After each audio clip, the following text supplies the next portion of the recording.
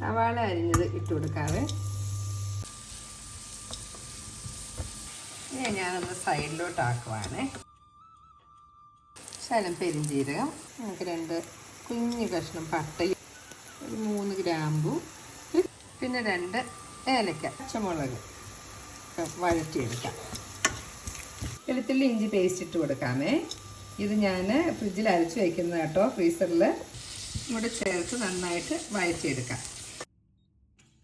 തക്കാളി അരിഞ്ഞത് ഇട്ട് കൊടുക്കാവേ.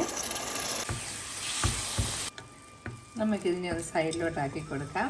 ഇച്ചിരി മഞ്ഞൾപ്പൊടി ഇട്ട് കൊടുക്കാം, ഇച്ചിരി കുരുമുളക് പൊടി ഇട്ട് കൊടുക്കാം, മുളക് പൊടി ഇട്ട് കൊടുക്കാം. എരിവും ഉപ്പുമൊക്കെ പാകത്തിന് ഇട്ട് കൊടുക്കണം കേട്ടോ. ശകലം കൂടെ ഉപ്പ്. ഇനി നമുക്കിതിനെ എല്ലാം കൂടെ ഒരുമിച്ച് യോജിപ്പിച്ച് വഴറ്റാവേ. ഇനി നമുക്ക് കഴുകി വെച്ചിരിക്കുന്ന ചിക്കൻ പീസസ് ഇതിനകത്ത് ഇട്ട് കൊടുക്കാവേ. മസാല എല്ലാം കൂടെ നമ്മൾ കൂട്ടി യോജിപ്പിച്ച് നമ്മളിതിനെ സ്ലോ ആയിട്ട് കുക്ക് ചെയ്തെടുക്കണം. 10 മിനിറ്റ് ആയി. അപ്പോഴത്തേക്ക് നോക്കി കോഴിയിൽ നിന്നുള്ള വെള്ളം എല്ലാം ഇറങ്ങി.